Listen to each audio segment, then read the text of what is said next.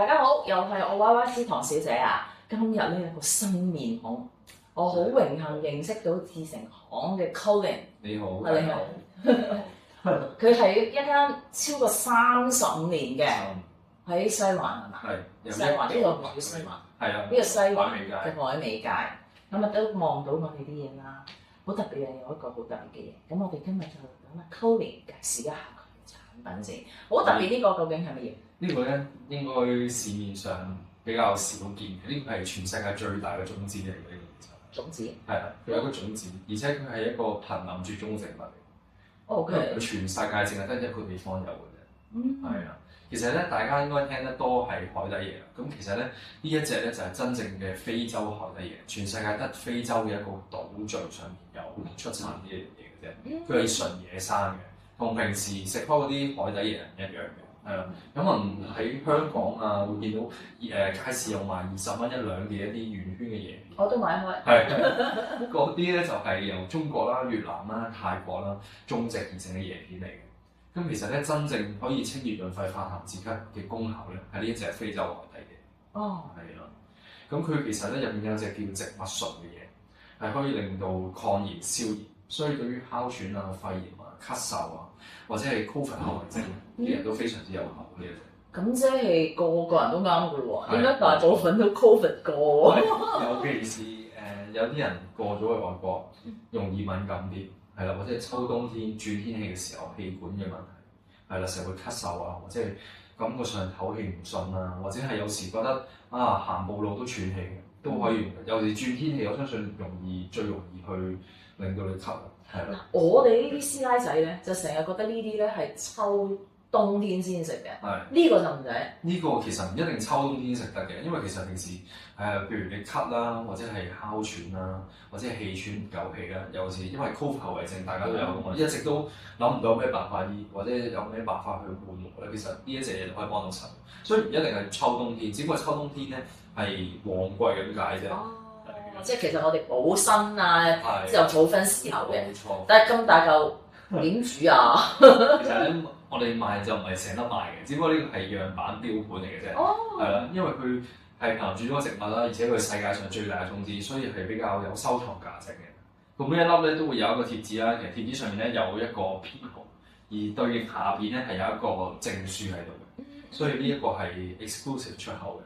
每一次出口都會有一個證書，有一個認證，政府會 mark 低，咁先可以俾你出口。所以呢個係類似係收藏價值嘅嘢。其實外國都應該都興㗎，我知道英國有人去收藏呢樣嘢。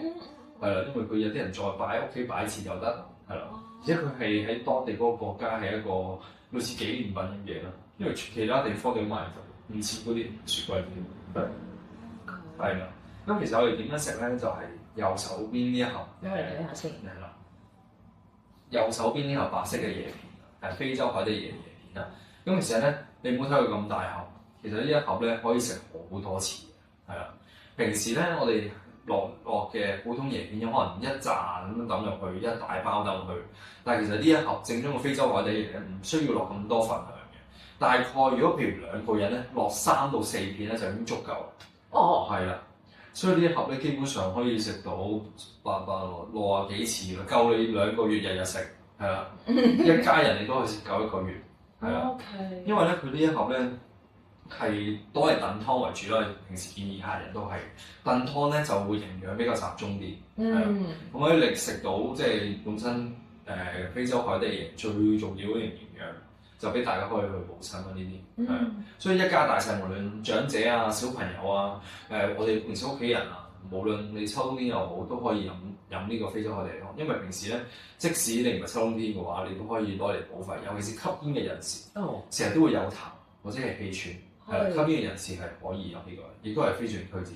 即係其實應該我哋可以叫做乜嘢人都啱飲嘅呢個，即係冇乜特別係咪啊？冇錯，即係你係非常之得㗎嘛。即係有啲好似我咁燥底唔可以飲深啊嗰啲咁樣，係冇問題嘅。冇問題嘅呢個係啦。即係唔好意思，你對住一個咧唔係好識煮嘢。OK，哇！不過好矜貴啊呢個。係啦，非常之矜貴。譬如喺香港市面上咧，係大概賣緊280蚊到300蚊度左右不等啦，1兩嘅。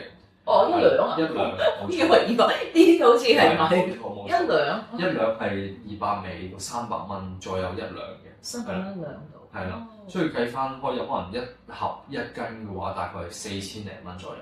哦，明白。係啦，4000零蚊。咁你唔會係俾呢個錢我㗎嘛？因為第一次同 YYC 做呢個呢個影片係啦，所以會有一個優惠價嘅。但我哋都係嗰句咧，就係香港嘅價錢，海外嘅享受嘅。OK，好，咁呢個就係咁啊。我會遲啲咧將詳細嘅就 post 喺我哋 Facebook 度睇，教學咗啲嘢。原來我真係唔知可以睇嘢，但係我都係要繼續問。而家呢幾年咧，咪有嚿喺街市買到黑色嗰嚿，嗰啲叫椰黃，喺印度嗰邊嚟嘅，唔同嘅。嗰一啲係同椰青差唔多啦。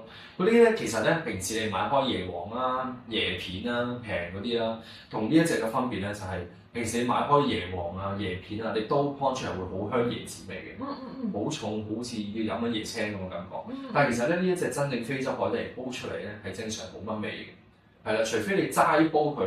加啲瘦肉，會有淡淡少少輕輕嘅椰子味。哦，但係佢正常嚟講係唔會有味嘅，應該係啦，因為佢係天然嘅，所以佢入邊果實其實冇乜味。除咗佢出邊咧，其實呢一個種子外邊有一層葉嘅包住，嗰一層葉包住咧就有香味。係啦，但係其實真正肉咧係冇乜味。所以煲出嚟咧，大家唔好話點解冇椰黃味咧，係正常嘅。同你買嗰啲種植啊、合成出嚟嗰啲咧係唔同嘅。係啦，因為嗰啲種植出嚟通常都係一啲嘅基因改造去整出嚟嘅，所以呢一隻野生嘅係冇味嘅。我哋好彩你講咋，唔係啲人你講真，我哋真係以為哇好香椰子味啊！先而家其實我哋最中意嘅咩椰子雞火喎，椰子雞嗰陣味好誇張。譬如湯包啦，湯包都好常用種植嘅海底椰嘅，係啦，都係原先嗰啲椰片啊，乜鬼海底椰。雪梨湯啊，海底椰，唔知煲乜鬼鷓鴣啊，嗰啲全部都係用種植嘅海底椰比較多啲。而且佢嘅種咧其實唔同呢一粒嘅，佢係真係圓圈一粒嘅，嗰啲係普通海底椰。呢一隻咧係成大粒好似個肺咁嘅，係啦，呢個先係真正嘅非洲海底椰。但係其實個功效係咪爭好多？功效爭好多，係啦，佢嗰隻係冇乜功效嘅，因為佢入邊根本上個種都唔一樣。